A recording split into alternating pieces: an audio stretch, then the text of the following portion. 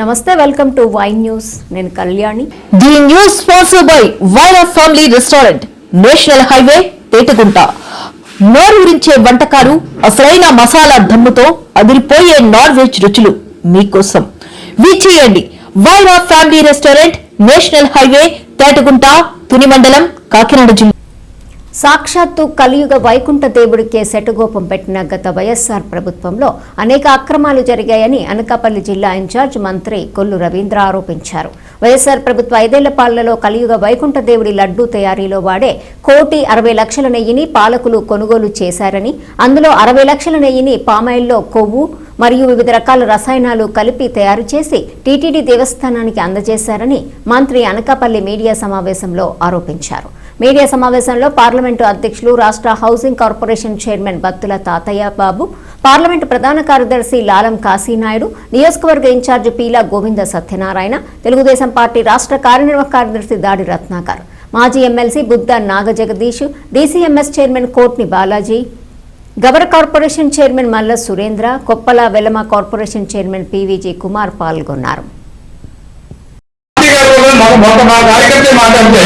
అతన్ని సస్పెండ్ చేసి ఇమ్మీడియట్ గా అరెస్ట్ పెట్టడం జరిగింది. అంటే ఎవరైనా అసభ్యకంగా కానీ అందులో పదజాలతో కానీ వ్యక్తిగతంగా కానీ దోషం కాకుండా అతి సిద్ధాంతం ఈ రోజు చెప్పడానికి అవకాశం మళ్ళా ముఖ్యమంత్రి అయ్యారు. అలాగే ఈ 18 బ్రహ్మాండటువంటి అభివృద్ధి చేశారు.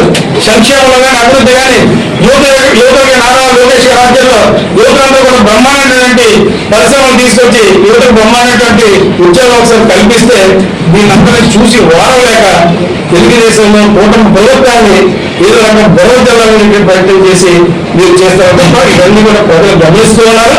తప్పకుండా ఇంకా నువ్వు నీ అనుభవం ఇంకా కానీ ఇంకా తెచ్చుకుంటే నీ పార్టీ కూడా బూస్ట్ అవుట్ అయ్యే రోజు త్వరగా ఉందని చెప్పేసి అందరికీ తెలియజేస్తారు.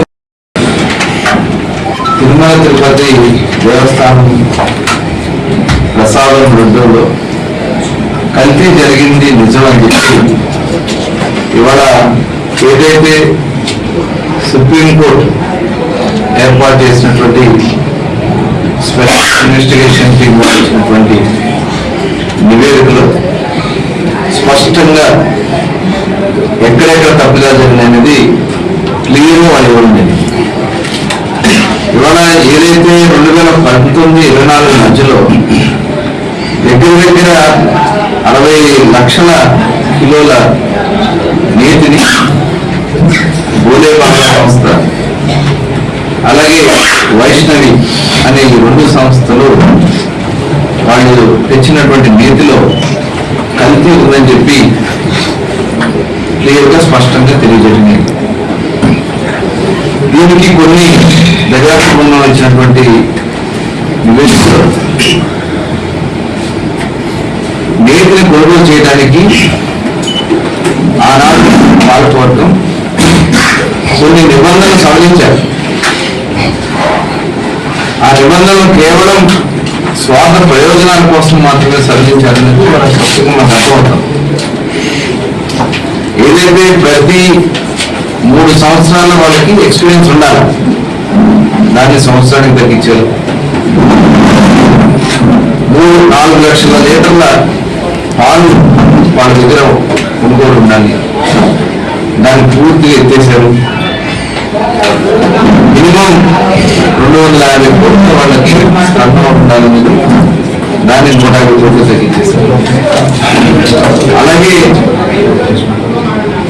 ఆ రోజు జరిగినటువంటి నిర్ణయాల్లో భాస్కర్ రెడ్డి అదేవిధంగా కరుణాకర్ రెడ్డి ఆ సమావేశానికి వెళ్ళారు. వీళ్ళు వాళ్ళ పాత్ర ఏంటి, అక్కడ ఎటువంటి శాస్త్రీయత లేకుండా టెండర్ చేయడం, ఇవన్నీ కూడా క్లియర్గా ఆ నివేదికలో వచ్చింది. వాళ్ళు ఏదైతే టెస్ట్ చేసినటువంటి central food technological research institute CFTRI అసలు వేయలేదని చెప్పి ఇందులో పామాయిల్ కానీ పామాయిల్ సంబంధించినటువంటి కొన్ని ఇంగ్రీడియంట్స్ అలాగే